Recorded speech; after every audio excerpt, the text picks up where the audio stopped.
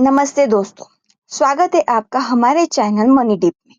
आज हम सीखेंगे हॉरिजॉन्टल एनालिसिस। तो दोस्तों, आपने कई बार सुना होगा कंपनी का फाइनेंशियल एनालाइज करके हमने ये रिजल्ट लाया, या फिर कई बार लोग बोलते हैं हम कंपनी के फाइनेंशियल एनालिस्ट हैं। तो क्या आपको पता है फाइनेंशियल एनालिस्ट क्या होता है या फाइनेंशियल एनालिसिस कैसे करते हैं? या फाइनेंशियल एनालाइज करने के लिए बहुत सारी टेक्निक्स यूज होती है। उसमें से एक है हॉरिजॉन्टल एनालिसिस। हॉरिजॉन्टल एनालिसिस इसमें दो या अधिक वर्षों की तुलना करके ये देखा जाता है कि कौन सा आइटम बढ़ा है या घटा है या फिर स्थिर है। ये एनालिसिस बताता है कि कंपनी की स्थिति समय के साथ कैसे बदलती है, लेकिन ये एनालिसिस करने के लिए फॉर्मूला यूज होता है, जो कि है करंट ईयर आइटम में से लास्ट ईयर माइनस आइटम को माइनस करना, फिर लास्ट ईयर आइटम से ही डिवाइड करके 100 से मल्टीप्लाई करना। तो दोस्तों, ये एक एग्जाम्पल है। इसमें रेवेन्यू दिखाया गया है 5 लाख, जो कि 2023 में था, और ये बढ़कर 6 लाख हुआ है 2024 में।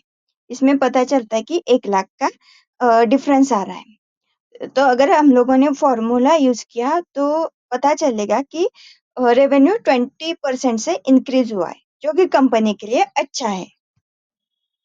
अब नेक्स्ट है COGS, यानी कि कॉस्ट ऑफ गुड्स। अगर 2023 में देखा जाए तो वो 3 लाख था, और 2024 में 3,60,000 हुआ, जो कि 60,000 से ज्यादा दिखा रहा है। उसमें डिफरेंस आ रहा है। तो अगर फॉर्मूला यूज करते हैं तो पता चलता है कि 20% से इंक्रीज हुआ, यानी कि जो कॉस्ट ऑफ गुड्स सोल्ड से वो रेवेन्यू के हिसाब से बढ़ रहा है। अब अगर ऑपरेटिंग एक्सपेंसेस को देखें तो वो 25% से इंक्रीज हुआ है, तो उस पर ध्यान देने की ज़रूरत है। अगर आप सोच रहे हैं कि इतना सिंपल एग्जाम्पल है और इसमें परसेंटेज निकालने की क्या ज़रूरत है फॉर्मूला यूज करके, और दोस्तों एक एग्जाम्पल है, लेकिन आप जब रियल फाइनेंशियल स्टेटमेंट में देखोगे तो वो बहुत बड़े बड़े अमाउंट्स होते हैं, उसमें डिफिकल्ट रहता है, तो फॉर्मूला ही यूज करना पड़ता है।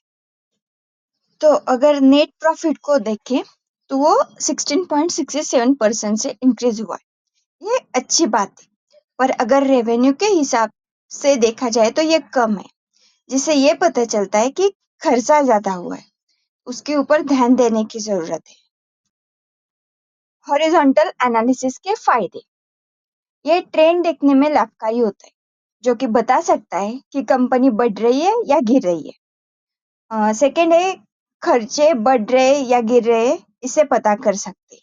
थर्ड है इन्वेस्टर और मैनेजमेंट को राइट डिसीजन लेने में मदद करता है।